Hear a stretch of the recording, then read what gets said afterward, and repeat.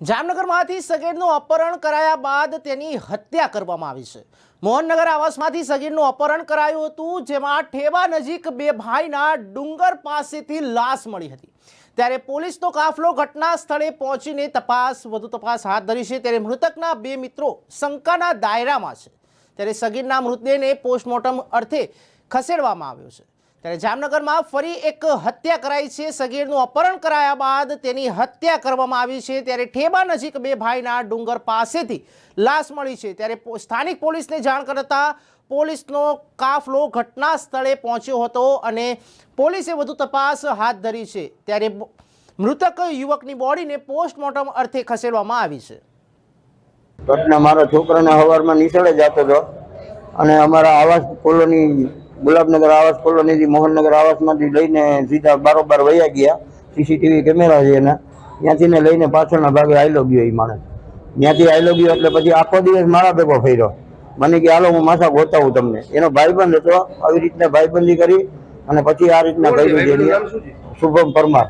કેટલા જણા હતા? એ બે જણા છે। અને કેવી રીતની આને હત્યા કેમ કરી? હત્યા તો હવે સાહેબ માં લઈ ગયા હતા આમ જંગલમાં લઈ ગયા અને સાહેબ એમ કીધું કે ડ્રગ્સનું ઇન્જેક્શન દીધેલું છે અને ગળા ફાંસો લઈ દીધો અને પછી પેટ્રોલ સાથે બારવાની કોશિશ કરી છે। કેટલા ભણતો હતો? 11મું। જૂનો કોઈ ડખાઈ નહીં હારે હતા?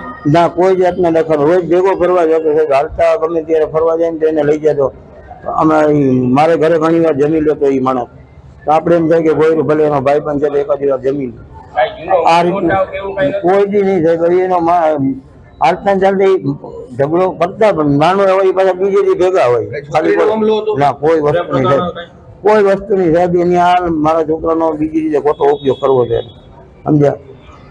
આ માણસ એવી ટાઈપના છે ને, વિચિત્ર પ્રકારનો છે, એને ખોટી રીતે ઉપયોગ કરવો હતો। મારા છોકરાએ ના પાડી એટલે એને ગળા ફાંસો થઈ ગયો। સવારે નિશાળ અહીંથી ગયો, ઓલા ગેઠુથી આવાસમાંથી હાલીને ગયો, પછી રસ્તા રોડ અહીંયા ગેટની બાયણે નીકળ્યો ને તો એને દોસ્તાર એને લઈ ગયા, શુભમ પરમાર છે એ બે છોકરા। પછી એને ક્યાં મૂકી આવ્યાની ખબર જ ન પડી। અમને એમ કે નિશાળે ગયો, 2 વાગ્યા સુધી 1:30 વાગ્યા સુધી રાહ જોઈ, 1:30 વાગ્યે આવે કરે। પછી 1:45 થયા ને એટલે આન પપ્પા ગોતવા ગયા નિશાળે, તો કે 12 વાગે આખર તારીખ છે ને, 12 વાગે છૂટી ગયા હોય છોકરાને। હાર્દિક નિશાળે પહોંચ્યો જ નહોતો, આને પહોંચવા જ નહોતો દીધો। ગેટની બાયણેથી જ ઉપાડીને વયા ગયા। પછી ક્યાં હંતાડી આવ્યા ને ક્યાં મૂકી આવ્યા ને એ ખબર નથી અમને કાંઈ, અત્યાર સુધી ખબર ન પડવા દીધી ક્યાં છે એ। અંદર કઈ અગાઉ ડખા થયા હતા એની વચ્ચે? એ બે તો હાલતા બાજતા જ હોય। એ આ એમ કે મને તારે બોલાવ ને, મારો છોકરો એને બોલાવવા નહોતો માગતો, તો એને ધમકી ઘડીએ ઘડીએ દેતો હતો કે હું જોઈ લઈશ ને, હું આમ કરીશ ને તેમ કરીશ ને, એમ કરતો જ હોય।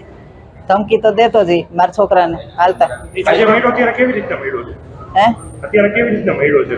લાશ કઈ હળગાવેલી એવું છે? હરગાવેલ છે, હરગાવ્યો છે। પ્રેમ પ્રકરણ કઈ હતો કઈ એવું કઈ બનાવ? કોઈ છોકરી બાબતે કઈ? ના, એ કાંઈ નહોતું।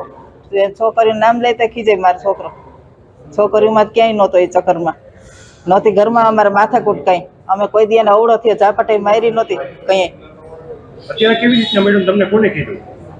અત્યારે તો અહીંયા કાલે મળ્યો નહીં ને એટલે અમે તપાસ કરી, અહીંયા પોલીસ ચોકી લખાયું, પોલીસે જાણ કરી અમને। શું માંગ શું હોય તમારી? અમારી માંગ એને આખરામાં આખરી સજા દેવાની, ફાંસીની સજા દેવરાવીશ મારે એને।